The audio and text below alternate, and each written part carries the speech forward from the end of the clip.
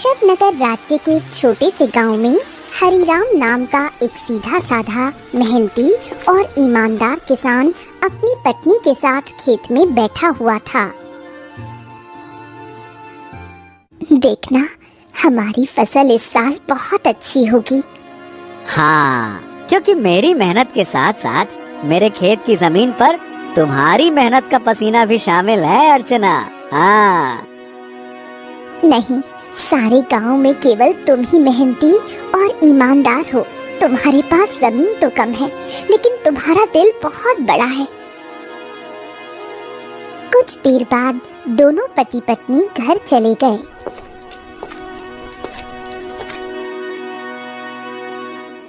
मैं तुम्हें एक बात बताना तो भूल ही गई, घर में लकड़ियाँ खत्म हो गई हैं। अरे चिंता मत करो, मैं कल सुबह सबसे पहले जंगल में लकड़ियाँ काटने के लिए ही चला जाऊंगा। ठीक है ना, ले आऊंगा। चलो अब।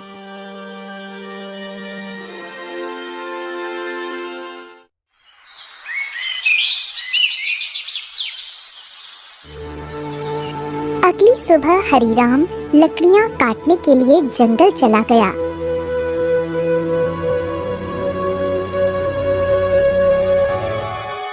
हरिराम एक पेड़ पर कुल्हाड़ी चलाने ही वाला था कि तभी उसने देखा झाड़ियों में एक घायल बंदर करहा रहा था।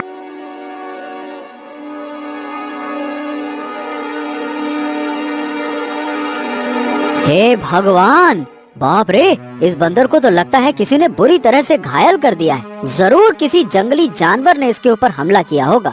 बताओ भला, बेचारे का हाथ खून से भरा हुआ है। ओहो हो। हरिराम बंदर के पास बैठा था। काश तू बोल सकता तो बता सकता कि तेरी तकलीफ कहाँ है। फिलहाल तो तेरे हाथ में खून दिख रहा है, लेकिन जिस तरह से तू दर्द से तड़प रहा है ना, बाप रे, तकलीफ तो कहीं और ही है। उसी समय वहाँ एक साधु आ पहुँचा।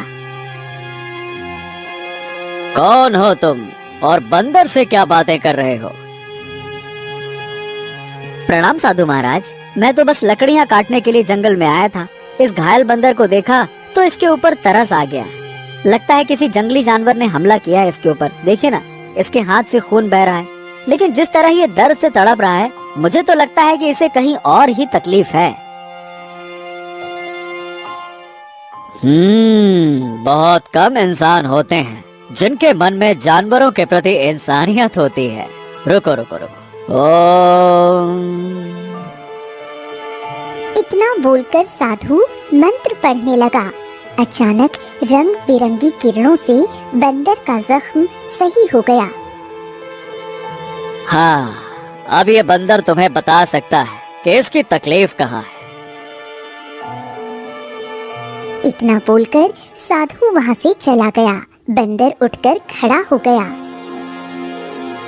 मेरे कंधे में बहुत दर्द हो रहा था। हाँ, अब अच्छा लग रहा है। एक शेर ने मुझ पर हमला किया। मैं बचने के लिए दूसरे पेड़ में कूदा। शेर का पंजा मेरे हाथ में लगा और मेरा हाथ घायल हो गया। मैं पेड़ ही नहीं पकड़ पाया और मैं जैसे ही नीचे गिरा, बाप रे बाप, मेरे कंधे में बहुत चोट लग गई थी।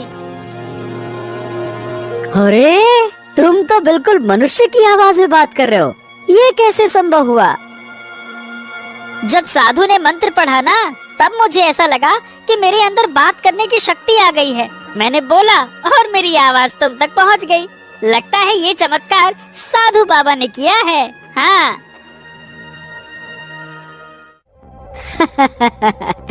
अच्छा ये बताओ, तुम मेरे घर पे चलोगे?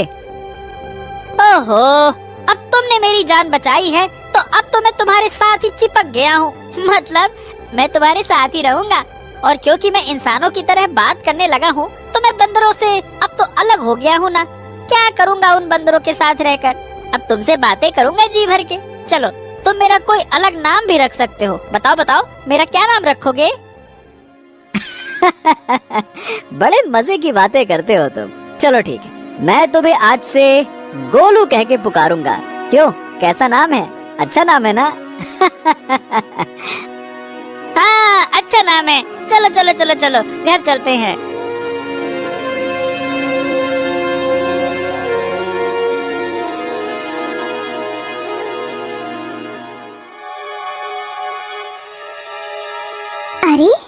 जंगल से तुम बंदर को क्यों पकड़ लाए? हरिराम पूरी घटना अर्चना को बताने लगा। क्या क्या वास्तव में बंदर बात कर सकता है? अरे तुम स्वयं पूछ लो। क्या नाम है तुम्हारा? मेरा नाम गोलू है। हरिराम ने मेरी जान बचाई है और अब मैं उसका साथी हूँ। साथी क्या, अब तो मैं तुम्हारे परिवार का हिस्सा हूँ। हाँ। अर्चना आश्चर्य में पड़ गई। समय बीतने लगा। गोलू की मौजूदगी घर में नई जान ले आई थी। धीरे धीरे गोलू अर्चना के काम में हाथ बटाने लगा। गोलू अब हरिराम का सच्चा साथी बन चुका था। एक दिन गोलू हरिराम से बोला, हरिराम, अब मैं भी तुम्हारे साथ खेत में चलूंगा। क्या करूंगा घर में बैठे बैठे, मुझे भी चलना है। अरे गोलू, खेत का काम आसान नहीं होता, बहुत मेहनत लगती है। क्या करोगे तुम वहाँ पे? अरे क्या करूंगा क्या, मैं भी तुम्हारे साथ मेहनत करूंगा। और क्या मुझे कम मेहनती समझा है क्या? बस डर ये है कि गांव वालों ने तुम्हें बोलते हुए देख लिया ना, तो वो न जाने क्या समझेंगे। अरे पर जब मैंने तुमसे पहली बार बात की थी तो क्या तुम डरे थे क्या, बताओ? देखो गोलू, मैं दुनिया को जानता हूँ। हर कोई मेरे जैसा नहीं होता है जो तुम्हें समझ सके।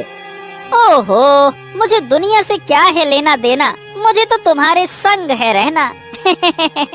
मेरा मतलब ये है कि मुझे बस तुमसे मतलब है, क्योंकि मैं तुम्हारा साथी हूँ। हाँ। हरिराम मुस्कुराया और अगले दिन गोलू को साथ लेकर खेत चला गया। कुछ ही दिनों में गोलू ने खेती की हर बात सीख ली। अब वो हरिराम का सच्चा मददगार बन गया था।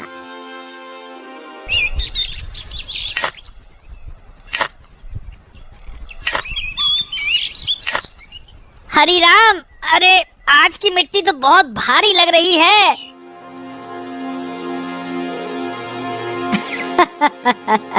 गोलू, अब तो तू पक्का किसान बन गया है। मिट्टी का भी फर्क समझने लगा है। गोलू की बात अब गांव में फैलने लगी थी और ये बात आखिरकार पहुंची जमींदार चौधरी के कानों तक। क्या हरिराम के घर एक बंदर है जो इंसानों की तरह बोलता है? हाँ जमींदार साहब, मैं खुद देख चुका हूँ। अरे मैंने तो उसे बोलते हुए सुना भी है। पहली बार तो मैं डर गया था। अरे भैया, तो फिर उस बंदर को लेकर तमाशा करना चाहिए, उससे तो बड़ी अच्छी कमाई होगी। ये बात आपने बिल्कुल पते की कही जमींदार साहब। जमींदार की हंसी कुछ देर चली, फिर वो गंभीर हो गया।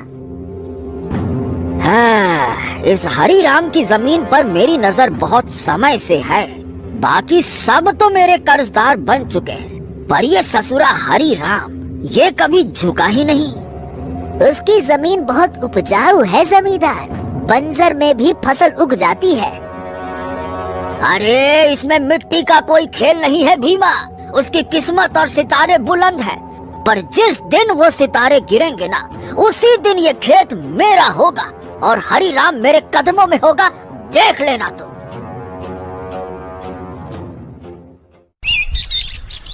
समय ऐसे ही बीतने लगा। एक दिन हरिराम और गोलू जब खेत से घर लौटे तो आंगन में बैठी अर्चना को देखकर दोनों के चेहरे पर चिंता की रेखाएं खिंच गईं। अरे अर्चना, क्या हुआ? ये कैसी खांसी है?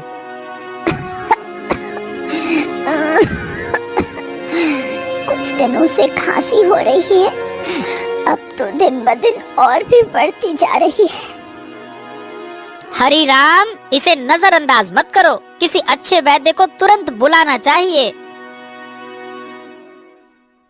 हरिराम ने देर न करते हुए गांव के एक अनुभवी वैद्य को बुला लिया। वैद्य ने अर्चना को ध्यान से देखा। हरिराम, देखो, इन्हें एक विचित्र बीमारी हो गई है। अगर समय पर इलाज न मिला तो ये जानलेवा हो सकती है। हाँ, नहीं नहीं नहीं नहीं वैद्य जी, आप तो इलाज शुरू कीजिए, मैं कोई कसर नहीं छोड़ूंगा।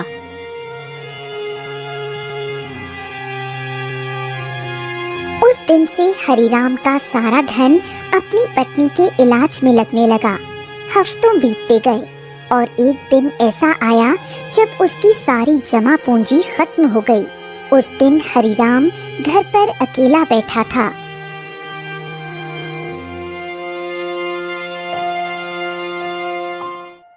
ऐसे उदास मत बैठिए, मैं अपने आप ठीक हो जाऊंगी। ऐसा ऐसा मत कहो अर्चना, मैं तुम्हें इस हालत में नहीं देख सकता। तो अब क्या करोगे? जो कुछ था सब तो मेरे इलाज में लगा दिया।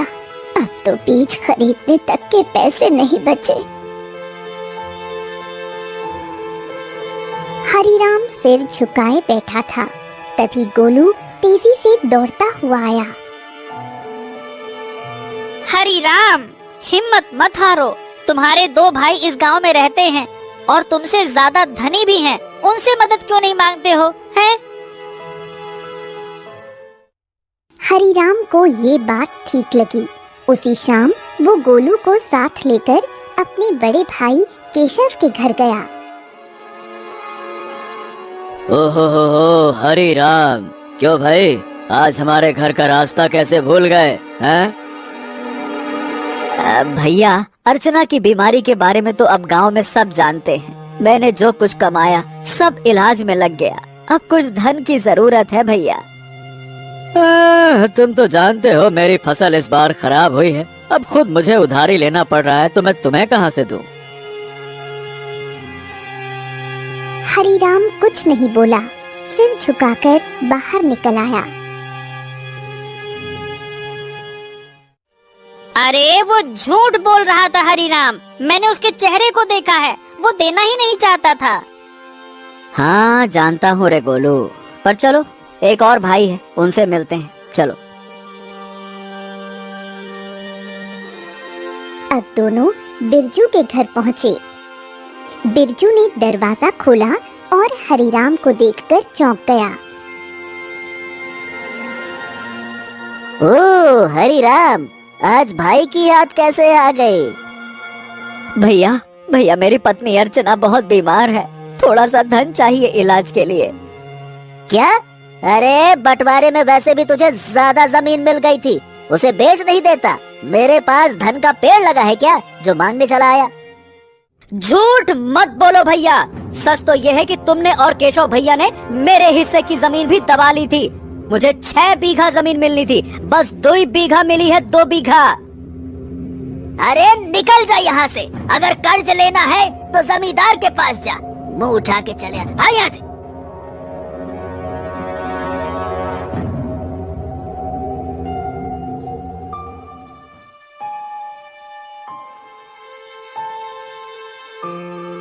कैसे भाई है तुम्हारे हरिराम, एक भी मदद को तैयार ही नहीं है।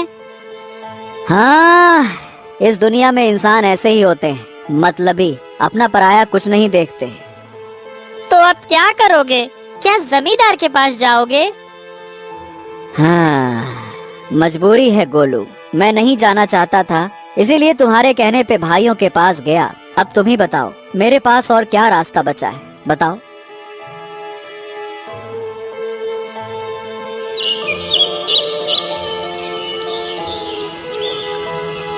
अगले दिन हरिराम और गोलू जमींदार की हवेली में जा पहुँचे। उम्मीद उसे कम थी, मगर अपनी पत्नी की खातिर उसने खुद को झुका दिया था। मैं जानता था हरिराम, एक न एक दिन तू चलकर मेरी हवेली में जरूर आएगा भैया। आपने बिल्कुल सही कहा था मालिक, जब तक किसकी किस्मत चमक रही थी तब तक बहुत अकड़ में चलता था। अब देखो कैसा मुरझाया मुरझाया सा खड़ा है। ए जमींदार, तुम्हें किसी की हालत का मजाक उड़ाने का हक नहीं है। लोग तुम्हारा सम्मान करते हैं, तुम्हें भी दूसरों का सम्मान करना चाहिए, समझे? ए बदरवा, बकवास बंद कर। तू इंसानों की तरह बोलता है, इसका मतलब ये नहीं है कि तू इंसान बन गया है, समझा? हाँ भैया हरिराम, बताओ बताओ क्यों आए हो? क्या बताएं, आपको तो सब पता है, मेरी पत्नी बीमार है, सारा धन इलाज में चला गया, कुछ धन की आवश्यकता है। अच्छा, धन चाहिए तो भैया मेरी शर्तें सुन लो। ब्याज 50% और बदले में कुछ गिरवी रखना होगा। हाँ, मेरे पास कुछ बचा है क्या जो गिरवी रखूं? जो सोने के आभूषण थे वो भी इलाज में बिक चुके हैं। अरे है ना, क्यों नहीं है? तेरे पास 2 बीघा जमीन है, भैया उसे गिरवी रखो। वक्त पर कर्ज चुकाएगा तो जमीन तेरी वरना मेरी, सीधा हिसाब। बोलो भैया। हरीराम सोच में पड़ गया। उसे अपनी पत्नी का जीवन बचाना था, मगर कीमत बहुत बड़ी थी। अरे ये तो सरासर अन्याय है। तुम किसी की मजबूरी का फायदा उठा रहे हो। ऐसे तो हरीराम कभी कर्ज ही नहीं चुका पाएगा। ए हरीराम, पहले तो तू इस अपने पालतू बोलने वाले बंदर को ले जा यहाँ से, नहीं तो मेरा मन बदल गया तो हो गया तेरा काम। जब से आया है पटार पटार पटार पटार। चुप कर। हरीराम चलो मेरे साथ, ये कर्ज मत लो, चलो।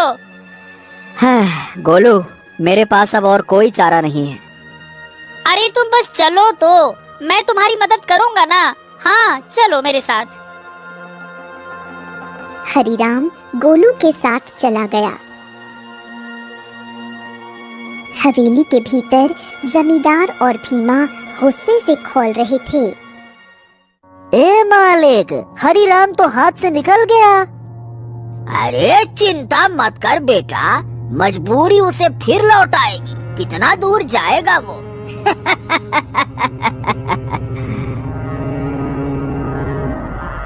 हरीराम गोलू के साथ घर पर आ पहुंचा और गोलू तुरंत वहां से चला गया। शाम तक गोलू लौटकर नहीं आया। हरीराम और अर्चना की चिंता बढ़ने लगी। गोलू अब तक क्यों नहीं आया?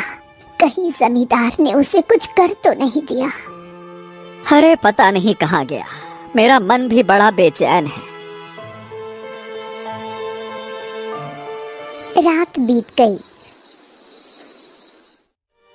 सुबह सूरज की किरणों के साथ ही गोलू वहां पहुंचा, हाथ में एक चमकती जड़ी बूटी के साथ।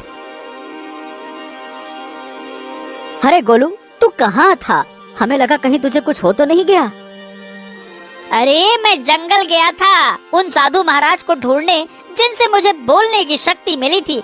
उन्हें मैंने सारी बात बताई और उन्होंने दया करके ये जड़ी बूटी दी है। उन्होंने कहा है कि इससे बड़ी बीमारी ठीक हो सकती है। हाँ। गोलू ने वो जड़ी बूटी अर्चना को दे दी। कुछ देर बाद अर्चना की आंखों में चमक लौट आई। मुझे बिल्कुल स्वस्थ महसूस हो रहा है, जैसे मैं कभी बीमार ही नहीं थी। हाँ। अर्चना, तुम्हारी खांसी भी ठीक हो गई। और गोलू, तू तो हमारे लिए देवता बन गया। अगर तू नहीं होता तो मैं जमींदार से कर्ज लेकर अपनी खेती भी खो बैठता।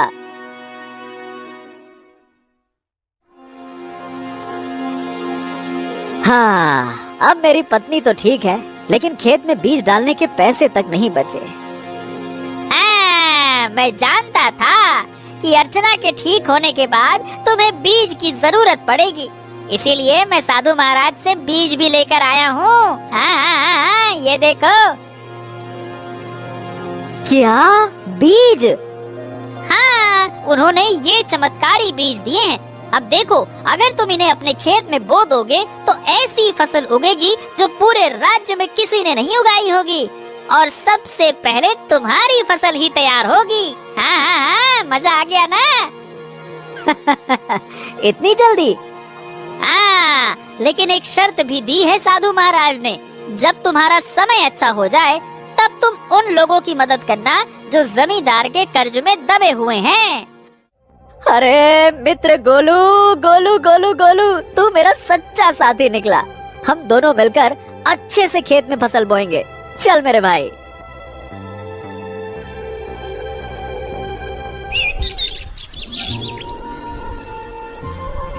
अगले ही दिन हरीराम, गोलू और अर्चना ने मिलकर खेत जोता, बीज बोया और आकाश की ओर देखकर मेहनत का वादा किया। कुछ ही दिनों में हरिराम के खेत में ऐसी फसल लहराई जैसे किसी ने पहले कभी नहीं देखी थी। गांव वाले चकित रह गए। अरे देखो रे देखो, हरिराम के खेत में तो जैसे सोने जैसी फसल लहरा रही है। हाँ हाँ हाँ हाँ हाँ। हाँ, हमारी फसल तो अभी जामी भी नहीं है और इसकी तो फसल भी तैयार हो गई। और उसकी बीवी अर्चना जो कि महीनों बीमार रही, अब रोज खेत में काम करती है। भैया ये तो कोई चमत्कार ही लगता है।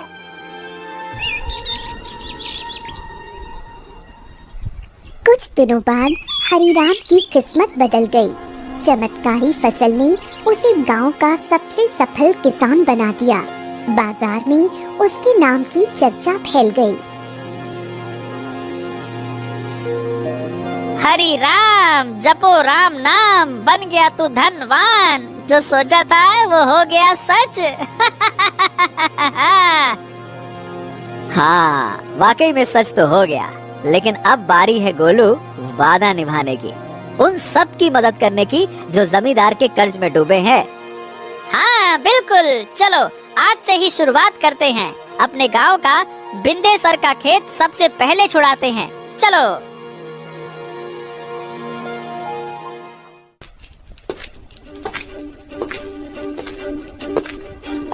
हरिराम और गोलू ने अपना मुनाफा इकट्ठा किया और एक एक कर गांव वालों का कर्ज चुकाने लगे।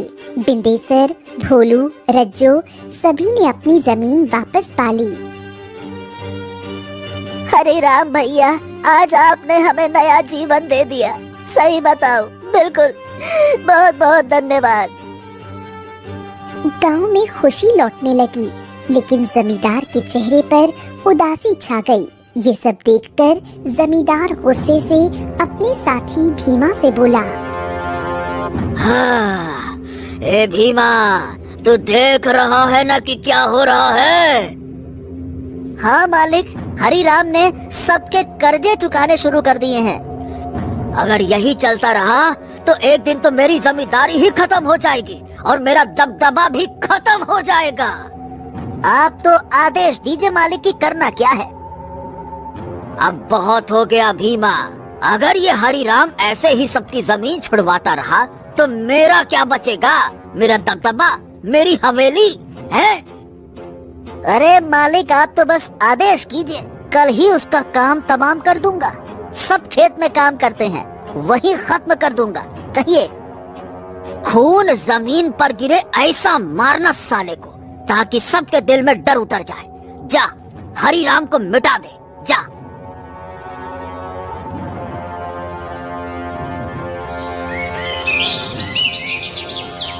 सुबह का सूरज उगा, लेकिन किसी तूफान से पहले की शांति जैसा लग रहा था।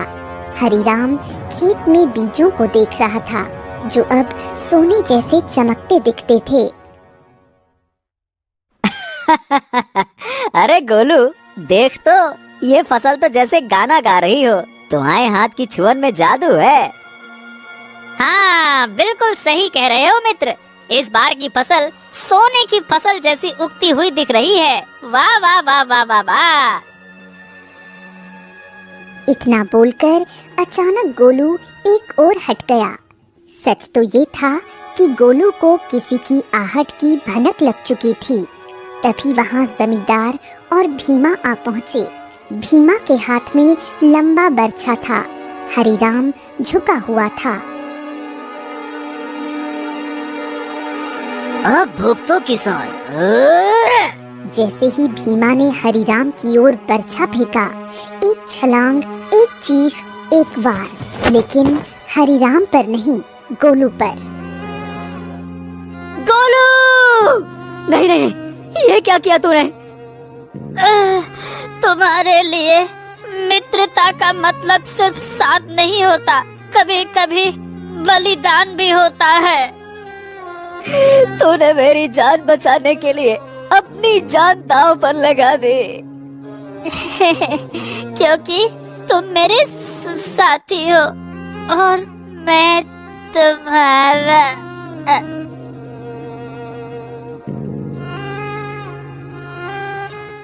जमींदार और भीमा अविश्वास भरी नजरों से घायल गोलू को देखने लगे।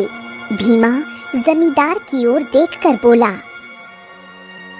अरे ये क्या जमींदार, इस मूर्ख बंदर ने तो हरिराम के ऊपर लगने वाला वार अपने ऊपर ले लिया। हाँ तुमने सही कहा, लेकिन मैं फिर भी हरिराम को जीवित नहीं छोड़ूंगा। इतना बोलकर जमींदार गोलू की ओर देखकर क्रोधित अवस्था में बोला, अरे तू मूर्ख का मूर्ख बंदर ही रहा। अरे तू इंसानों की तरह बोल सकता था और इंसानों की तरह रहने लगा था, लेकिन तू इंसानों की तरह चतुराई नहीं सीख सका। तुझे क्या जरूरत थी अपने ऊपर वार लेने की? क्या आवश्यकता थी बलिदान देने की? मूर्ख बंदर कहीं का, तूने मेरे सारे किए कराए पर पानी फेर दिया।